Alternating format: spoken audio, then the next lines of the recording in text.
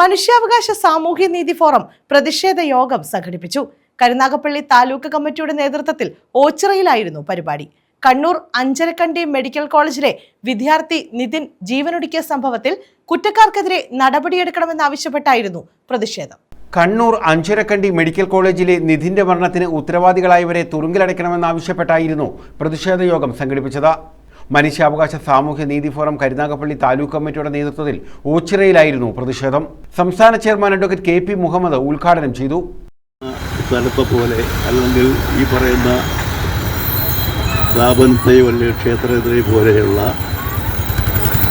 എല്ലാവരെയും ഉൾക്കൊള്ളുന്ന പരബ്രഹ്മം എന്ന് പറയുന്ന ഭൂലോകത്തുള്ള അല്ലെങ്കിൽ ഈ പറയുന്ന എല്ലാ മനുഷ്യരെയും അല്ലാത്തവരെയും ഉൾപ്പെടുന്ന എല്ലാവരെയും ഒരുപോലെ ഉൾക്കൊള്ളുന്ന ഒരു പ്രതീക്ഷയോ അല്ലെങ്കിൽ മറ്റു തരത്തിലുള്ള ഒരു കേന്ദ്രമോ നമ്മുടെ രാജ്യത്ത് എവിടെയെങ്കിലും നമുക്ക് കണ്ടെത്താൻ സാധിക്കും.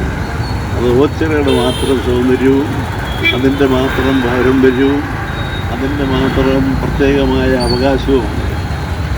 ഇവിടെയാണ് ഇതിനെതിരായിട്ട് ഏറ്റവും കൂടുതൽ ശക്തമായ പ്രക്ഷോഭം ഉണ്ടാകുന്നത്. ഈ നിതിൻ എന്ന കുഞ്ഞിന് ഇത്തരത്തിൽ ഒരു അവസ്ഥ സംഭവിച്ചു കഴിഞ്ഞപ്പോൾ നമ്മുടെ ഒരു പ്രതിഷേധം കൊണ്ടോ അല്ലെങ്കിൽ ഈ തരത്തിലുള്ള പ്രഖ്യാപനങ്ങൾ കൊണ്ടോ ഒന്നും ഇത് ശരിയാവും എന്ന് തോന്നുന്നില്ല. ആ ഗവൺമെൻറ്റിന് ഇതിനൊക്കെ കൈകാര്യം ചെയ്യാനുള്ള നിയമങ്ങളുണ്ട്. ജാതീയ വിദ്വേഷത്തിനും ബാക്കിയുള്ള കാര്യങ്ങൾക്കും ഒക്കെ വരുന്ന കേസുകൾ കൈകാര്യം ചെയ്യാനുള്ള നിയമം ഈ രാജ്യത്തുണ്ട്. പക്ഷേ ഇതുവരെ ആയിട്ടും അത് നടപ്പിലാക്കുന്നില്ല, അതിന് പ്രാധാന്യം കൊടുക്കുന്നില്ല എന്നുള്ളതാണ് പ്രത്യേകമായിട്ടുള്ള അവസ്ഥ. മെഹർഖാൻ ചേന്നല്ലൂർ അധ്യക്ഷത വഹിച്ചു. തഴവ സത്യൻ, മുനമ്പത്ത് ശിഹാബ്, രാജീവ് കണ്ടല്ലൂർ, മുബീന നാസിം, അബ്ബാ മോഹൻ, അയ്യാണിക്കൽ മജീദ്, B. സെവന്തികുമാരി, ഗീതാകുമാരി, ബിനു പായിക്കുഴി, സലിം അമ്പിത്തറ, മുഹമ്മദ് കുഞ്ഞ്, സ്വാമി സുനിൽ സിത്താർ, ദിലീപ് രാമഞ്ചേരി, റഷീദ് കളത്തോട്ടിൽ, KS വീരൻ സത്താർ, ഗോപകുമാർ തഴവ തുടങ്ങിയവർ പങ്കെടുത്തു. സോഷ്യൽ ജസ്റ്റിസ് ഫോറം അഭിമാനത്തോടുകൂടി പറയാൻ ഞാൻ ആഗ്രഹിക്കുകയാണ്. ഒരു പ്രസ്ഥാനങ്ങൾക്ക് ഇന്ത്യയിൽ ഇത്തരം ചുരുക്കിയ സമയം കൊണ്ട് ക്വിക്ക് മൂവ്മെന്റിൽ ഒരു സ്വിച്ച് ഓൺ ചെയ്തിട്ട് ഒരു സമരം നടത്താൻ ഇന്ത്യ മഹാരാജ്യത്ത് ഏത് മനുഷ്യാവകാശ സംഘടനയാണുള്ളൂ?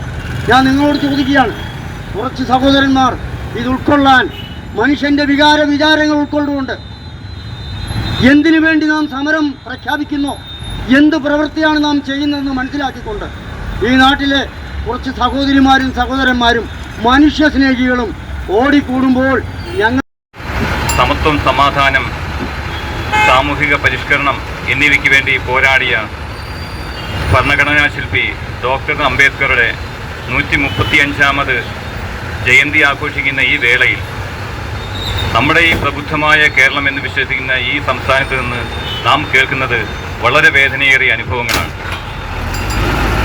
നിധിൻ എന്ന കണ്ണൂർ അഞ്ചരക്കണ്ടി എന്ന നാട്ടിലെ മെഡിക്കൽ കോളേജിലെ വിദ്യാർത്ഥി അധ്യാപകരുടെ പീഡനം മൂലം